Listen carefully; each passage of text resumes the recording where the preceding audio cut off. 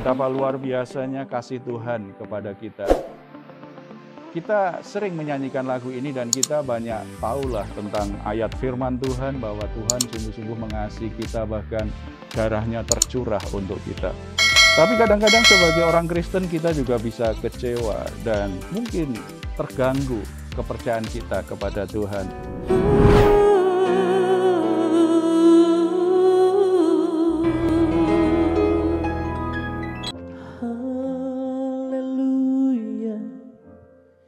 Kami mau berdiam di hadirat-Mu. Terima kasih Tuhan. Penuhi hatiku dengan hadir-Mu. Ku rindu memandang wajah-Mu, oh Tuhan, di dalam kekudusan-Mu. Bawa ku dekat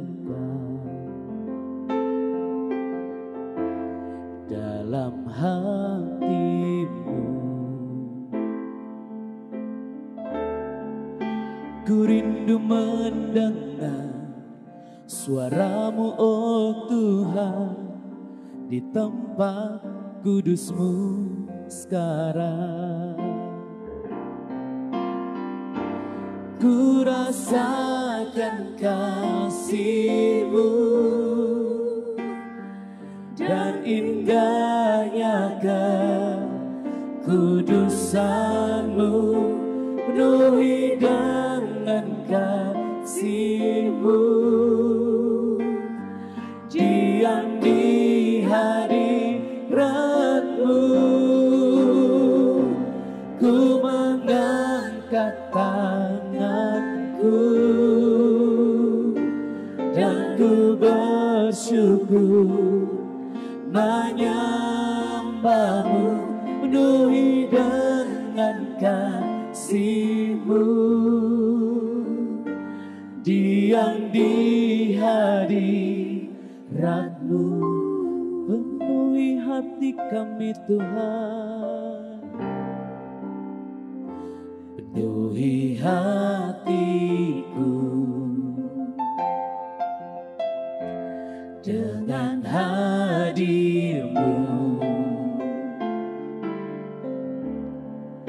Ku rindu memandang wajah-Mu, oh Tuhan, di dalam kekudusan-Mu.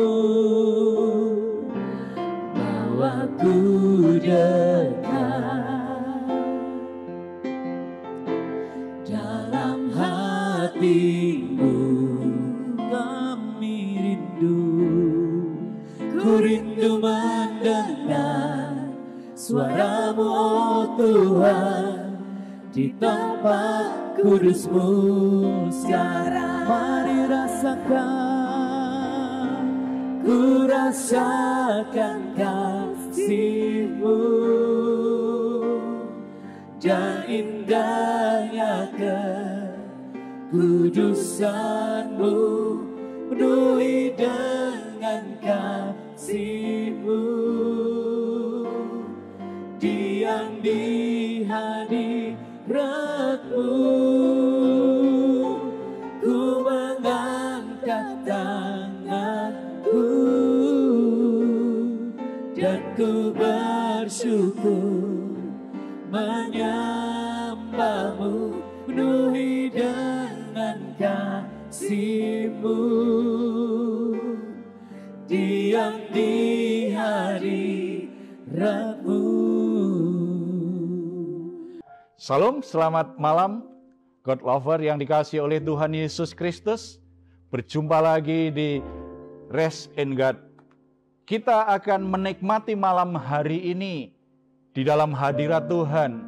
Kita akan menikmati saat istirahat malam hari ini bersama dengan Tuhan. Karena Tuhan ingin kita semua sungguh-sungguh boleh menikmati damai sejahteranya. tanggalkan semua beban, tanggalkan semua hal yang membuat kita tidak bisa beristirahat hari ini dalam hadirat-Nya. Sebelum memulai, mari kita bersatu di dalam doa. Bapa kami yang ada di dalam surga, kami bersyukur, kami bersuka cita karena anugerah-Mu tidak pernah berkurang, tidak pernah meninggalkan kami.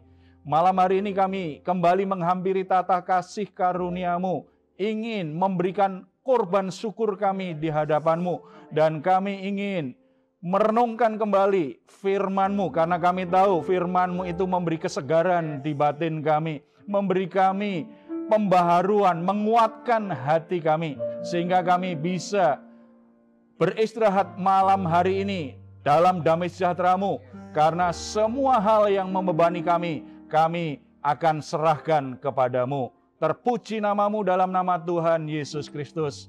Amin. Betapa luar biasanya kasih Tuhan kepada kita. Kita sering menyanyikan lagu ini dan kita banyak tahulah tentang ayat firman Tuhan bahwa Tuhan sungguh-sungguh mengasihi kita, bahkan darahnya tercurah untuk kita. Tapi kadang-kadang sebagai orang Kristen kita juga bisa kecewa dan mungkin terganggu kepercayaan kita kepada Tuhan. Dan mungkin hari ini juga lah, mungkin kita mengalami perjalanan yang mengecewakan itu. Sepertinya Tuhan tidak berpihak kepada kita. Atau ada teman atau sahabat saudara kita mengalami seperti itu. Ada yang mau sharing tentang pengalaman yang seperti itu enggak? Saya mau sedikit sharing, Pak. Saya punya teman, orang Kristen, percaya Tuhan. Tapi ketika dia punya pergumulan saat ini, dia mulai goyah keimanannya. Salah satunya, dia belum memiliki keturunan. Bahkan di keluarganya pun dia sangat dicerca habis karena menurut keluarganya dia tidak pernah percaya akan kasih setia Tuhan. Tapi karena dia begitu banyak pergumulan, jadi dia semakin kendor keimanannya. Bahkan dia sudah mulai tidak percaya kepada Tuhan dan ke agama kekristenannya. Bagaimana Pak solusinya buat hal itu? Situasi seperti itu sebenarnya banyak dialami ya, baik diceritakan mau tidak gitu ya. Ada banyak orang Kristen ketika dia setia kepada Tuhan, dia sudah berdoa, dia rajin ibadah, melayani, kemudian ada bagian-bagian pergumulannya, dia sudah doakan kok tidak dijawab Tuhan, bahkan berlarut-larut sampai akhirnya dia mulai goyah imannya. Apakah Tuhan masih mau mendengar doaku? Apakah Tuhan mau peduli? Apakah Tuhan masih sungguh-sungguh mengasihiku? Ada bagian di Mazmur 13, itu ungkapan luar biasa dari pemazmur pengalaman seperti itu. Bagaimana Daud mengalami titik terendah dalam hidupnya. Sepertinya situasinya begitu berat, menakutkan, dia tidak berdaya, lalu dia merasa sendirian ditinggalkan oleh Tuhan. Kita akan baca Mazmur pasal 13 ayat 2 dan 3. Berapa lama lagi Tuhan kau lupakan aku terus-menerus? Berapa lama lagi kau sembunyikan wajah-Mu terhadap aku? Berapa lama lagi aku harus menaruh kekhawatiran dalam diriku dan bersedih hati sepanjang hari? Berapa lama lagi musuhku meninggikan diri atasku? Jadi Daud sungguh-sungguh berada titik terendah dalam hidupnya. Dia mengeluh, dia protes dengan Tuhan. Sepertinya Tuhan menyembunyikan wajahnya dari dia. Dia sudah berdoa, berkeluh kesah, berseru, tetapi Tuhan tidak merespon. Tuhan menyembunyikan dirinya dari Daud. Dia ditekan musuh yang luar biasa, merasa sangat sendirian. Ada kekhawatiran, ada ketakutan dia alami. Jadi itu sahabat atau saudara tadi ya, itu tidak sendirian. Daud pernah mengalaminya dalam situasi seperti itu. Karena memang ketika orang sedang dalam pergumulan, dalam penderitaan, itu mengguncangkan iman seseorang. Ada data yang menarik, ada studi yang menarik ini tentang kejadian traumatis yang saya pernah baca. Menunjukkan adanya hubungan antara penderitaan yang dialami dan perasaan marah dengan Tuhan dan tentang keberadaan Tuhan. Ya, dalam beberapa kesempatan saya ketemu dengan orang seperti itu yang mengalami penderitaan, dia sudah berdoa, sungguh-sungguh masalahnya tidak selesai, tapi tambah parah. Dia sudah berupaya sedemikian rupa, tidak selesai, tambah parah. Akhirnya dalam penderitaan yang begitu berat, dia menjadi kecewa, imannya goncang, dan dia menjadi marah dengan Tuhan. Ketika dia menjadi marah dengan Tuhan, dia mulai bertanya, apakah Tuhan sungguh-sungguh ada? Mulai mempertanyakan keberadaannya. Bahkan studi itu menarik kalau kaitannya dengan soal keturunan. Dalam studi itu dicontohkan 33% orang tua yang menderita akibat kematian anaknya, mereka berkata bahwa mereka mulai meragukan tentang Tuhan. Di saat-saat mereka berkabung dalam kesedihannya karena kehilangan anak yang dia kasihi, imannya goncang dan mulai mempertanyakan, apakah Tuhan itu sungguh-sungguh mengasihi aku? Apakah Tuhan sungguh-sungguh ada? Kenapa orang yang begitu aku kasihi, anak yang begitu aku kasihi, aku sudah berdoa, aku sudah berupaya, tetapi kenapa akhirnya mati juga? Ada kemarahan terhadap Tuhan dan mulai mempertanyakan keberadaan Tuhan. Demikian juga dari studi itu, 90% ibu yang melahirkan anak dalam keadaan yang dalam tanda petik tidak sempurna, cacat atau seperti apa, ada permasalahan dengan keadaan anaknya. Mereka juga berkata, mereka juga mulai ragu tentang keberadaan Tuhan. Kalau Tuhan yang memberi anak ini kepadaku, kenapa anak ini lahir cacat? Mereka menjadi kecewa, marah dengan Tuhan. Jadi situasi itu sebenarnya memang ada dalam hidup hari-hari ini. Alkitab mencatat pergumulan Daud, dia mulai mempertanyakan Tuhan, merasa ditinggalkan Tuhan. Berarti apa yang ditulis di sini mewakili banyak orang pernah mengalaminya. Cuma Daud akhirnya mengambil sikap yang tidak mau menyerah dengan keadaannya, larut dengan perasaan marahnya. Apa yang dia lakukan? Apa yang dilakukan Daud pada saat dia merasa putus asa, marah, dan depresi seperti itu? Ayat 4 dan 5. Pandanglah kiranya, jawablah aku ya Tuhan Allahku. Buatlah mataku bercahaya, supaya jangan aku tertidur dan mati. Supaya musuhku jangan berkata, aku telah mengalahkan dia. Dan lawan-lawanku bersorak-sorak apabila aku goyah. Yang dilakukan Daud apa? Ketika dia mulai sadar, imannya mulai goyah. Karena kekecewaan, kemarahan. Dia mulai menjadi depresi dengan keadaannya. Dia akhirnya berkata, stop, aku tidak mau dalam keadaan depresi terus. Aku tidak mau terus marah. Aku tidak mau terus-menerus dalam keadaan yang seperti ini. Dia akhirnya tahu bahwa tidak ada cara lain yang lebih baik kecuali datang kepada Tuhan. Yang sebelumnya dia anggap telah mengecewakan dia. Karena dia sudah punya banyak pengalaman dalam hidup ini. Bahwa sebenarnya Tuhan tidak pernah tinggalkan. Hanya perasaannya saja merasa dia sendirian karena penderitaan yang berat itu.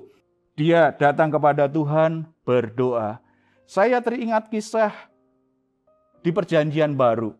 Yohanes Pembaptis ketika dia di penjara. Dia juga mulai ragu, apakah benar bahwa Yesus Mesias? Makanya dalam penjara ketika murid-muridnya mengunjungi dia, dia berkata kepada murid, coba kamu cari Yesus dan tanya, apakah benar bahwa Yesus adalah Mesias yang dijanjikan? Ini agak aneh, karena sebelumnya ketika di awal Yesus mau mengawali pelayanannya, Yohanes Pembaptislah yang berkata, ini anak domba Allah yang mengangkut dosa manusia, yang menghapus dosa manusia. Yohanes Pembaptis dengan lantang dia mendeklarasikan bahwa Yesus adalah anak domba Allah, Mesias yang dijanjikan. Tetapi ketika dia di penjara dan menunggu ajal karena pasti akan dihukum mati, ada kegelisahan dan imannya menjadi goyah.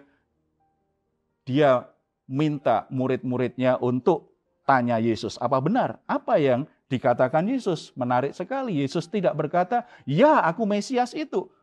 Tidak, Yesus berkata kepada para murid Yohanes, kembali ke gurumu dan katakan, orang buta melihat, orang lumpuh berjalan, orang mati dibangkitkan.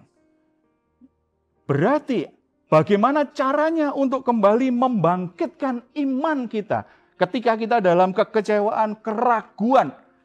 Ingat kembali apa yang sudah Tuhan kerjakan dalam hidup kita. Ingat kembali bagaimana Tuhan menolong kita. Ingat kembali berbagai keajaiban yang Tuhan pernah kerjakan dalam hidup kita. Ingat kembali bagaimana Tuhan melakukan mujizat dalam hidup kita, dalam kehidupan orang-orang yang kita kenal. Datang kepada Tuhan, berdoa, mengingat kembali. Jangan hanya fokus dengan situasi sekarang. Ingat bagaimana Tuhan bekerja. Dan bangun mezbah, naikkan pujian, penyembahan. Seperti yang kita lakukan di Rest and God ini. Kita membangun mezbah bagi Tuhan ketika kita kecewa, ketika kita marah, ketika kita terpuruk, ketika kita merasa putus asa. Ketika kita mulai stres dan depresi, kenapa tidak menghampiri Tuhan? Hampiri Dia karena Dia selalu mengulurkan tangan. Dan salah satu berkat terbesar sebagai orang Kristen apa? Di dalam Yesus Kristus, semua jurang pemisah itu sudah diselesaikan oleh Yesus. Kita punya kesempatan termulia terbesar sebagai manusia. Boleh menghampiri tahta kasih karunia Tuhan tanpa rasa takut. Bangun doamu kembali, bangun keintimanmu. Jadi dalam doa itu bukan sekedar kita minta tolong, tetapi kita juga bisa curhat, luapkan isi hatimu yang kau rasakan, dan nikmati keintiman dengan Tuhan. Ketika kita menikmati keintiman dengan Tuhan itu, iman kita yang goyah mulai tertata. Amen. Mulai ditegakkan kembali. Keraguan kita, apalagi kita mengingat apa yang pernah Tuhan kerjakan dalam hidup kita. Hati kita kembali berkobar bagi Tuhan. Amin. Ya Pak, berarti doalah yang menjadi solusi dari setiap pergumulan yang kita hadapi daripada mendengarkan kata-kata yang nggak bermakna sama sekali ya Pak ya. Iya betul. Iya, kalau kita belajar dari Daud ini kan jelas sekali ya. Sementara banyak orang Kristen kadang-kadang doa kan hanya sekedar rutinitas. Atau kalau enggak doa berarti permohonan. Kalau ada masalah baru berdoa. Tetapi kalau semuanya baik-baik saja nggak perlu berdoa. Gitu kan. Jadi kalau makan enak doanya cepat. Tetapi kalau makannya nggak enak gitu makannya panjang dengan penuh rintihan. Seperti itu ya. Enggak, doa itu bicara sebuah relasi. Dan tujuan utama doa bukan sekedar mengucapkan kata-kata, tetapi membangun keintiman dengan Bapa di surga. Nah, kalau ada keintiman seperti itu, makanya kita akan kembali terkesan dengan pribadi Bapa yang luar biasa itu.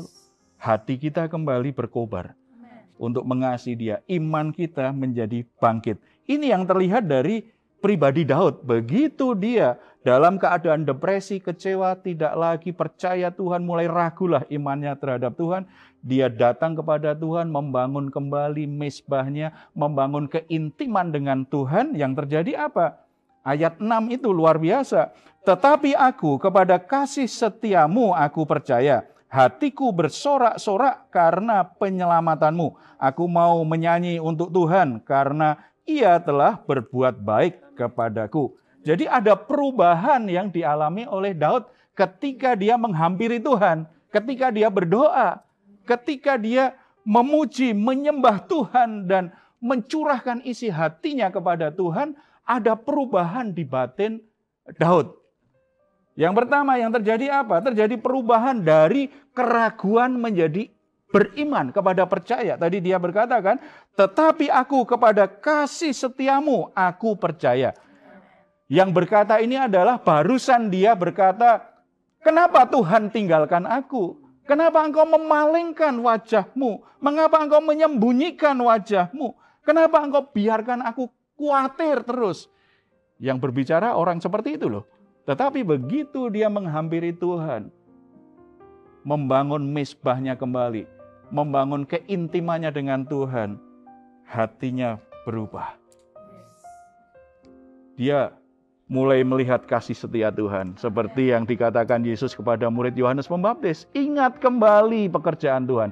Ingat kembali kasih Tuhan yang pernah engkau alami. Yang pernah engkau lihat. Yang pernah engkau dengar. Begitu dia mulai mengingat kembali itu dalam hadirat Tuhan. Dia mulai teringat semua kan. Biasanya kalau kita dekat dengan seseorang itu kenangan-kenangan masa lalu itu mulai teringat. Nah ini kalau kenangan masa lalu bersama dengan Tuhan itu membangun iman, mengobarkan hati yang semakin mengasihi Tuhan. Makanya kemudian dia berkata, kepada kasih setiamu aku percaya.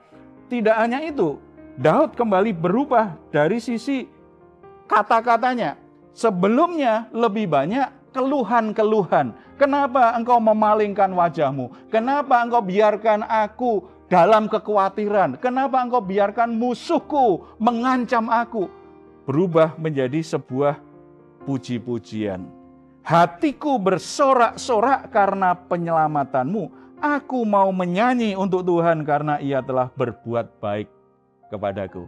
Luar biasa kan? Amen. Jadi begitu menghampiri Tuhan, membangun mezbah, di hadirat Tuhan, memuji, menyembah Tuhan, merenungkan kembali kasih setia Tuhan, pekerjaan Tuhan, keintiman dengan Tuhan mulai terbangun, maka bukan lagi keluh kesah. Masalahnya belum selesai. Situasinya mungkin belum berubah, tetapi hatinya berubah. Bukan lagi mengeluh, tetapi puji-pujian, ucapan syukur, dan sebuah iman yang dimiliki Daud. Ia telah berbuat baik kepadaku. Yang dia ingat, sebagaimana dulu Tuhan telah berbuat baik kepadaku. Hari ini Tuhan masih dan pasti berbuat baik juga kepadaku. Itu yang mengubah hatinya.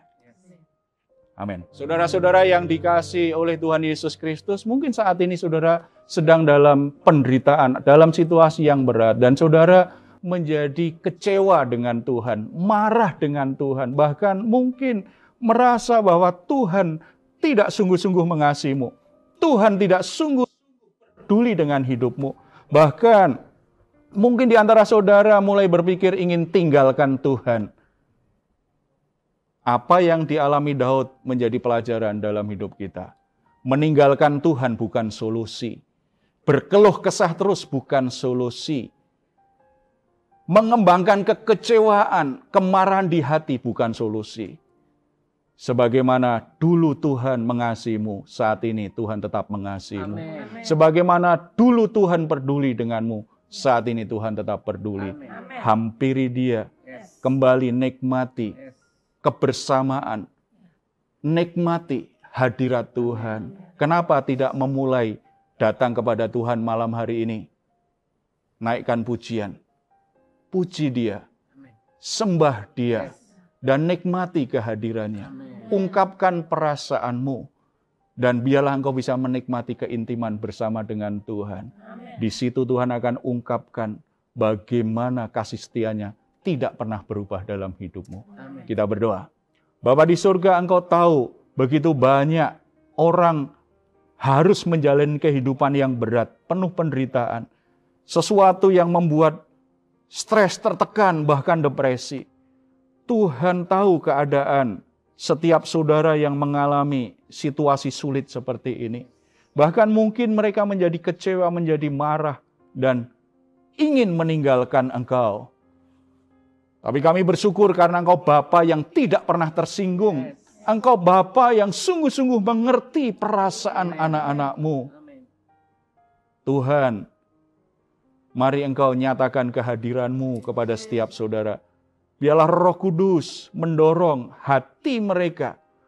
Bukan untuk menjauh dari Tuhan, tetapi untuk menghampiri Tuhan. Dan biarlah mereka semua boleh kembali menikmati kedekatan dengan-Mu, keintiman denganmu. Ingatkan kembali kasih setiamu. Ingatkan kembali keajaiban pekerjaanmu yang luar biasa. Sebagaimana Tuhan pernah kerjakan dalam hidup mereka. Bapa berkati, teguhkan iman mereka. Tuhan nyatakan kuasa-Mu yang tidak terbatas. Sehingga mereka tidak menyerah, mereka tidak putus asa, mereka tidak berhenti di tengah jalan, tetapi mereka melewati semua pergumulan bersama-sama dengan Tuhan. Terima kasih Bapa. Kami juga teringat untuk situasi dan kondisi bangsa kami. Bersyukur untuk pekerjaan-Mu yang luar biasa, sehingga bangsa Indonesia ini mampu melewati situasi berat di masa-masa pandemi COVID-19. Dan saat ini adalah masa di mana akan terjadi banyak pemulihan, termasuk pemulihan ekonomi. Tuhan berkati semua upaya yang dilakukan pemerintah, semua upaya yang baik yang dari pemimpin-pemimpin bangsa kami, Tuhan berkati. Sehingga melalui jerih lelah mereka, bangsa ini beroleh berkat Tuhan, beroleh damai sejahtera dan kesejahteraan yang dari Tuhan. Dalam nama Tuhan Yesus kami berdoa. Amin. Mungkin saudara sedang berbeban berat, sedang dalam pergumulan. Saudara butuh teman sharing. Saudara sedang terbaring lemah di rumah sakit maupun di rumah. Saudara-saudara, ada nomor WA kami yang tercantum di layar kaca Anda dan silahkan hubungin sekarang. Saudara akan mendapatkan dukungan doa kami. Atau saudara juga boleh menulis di kolom komentar yang ada tentang pergumulan-pergumulan saudara. Kami tunggu dan jangan ragu untuk menuliskannya. Saudara-saudara, jangan lupa besok kita berjumpa lagi di waktu yang sama. Rest in God. Tuhan Yesus memberkati.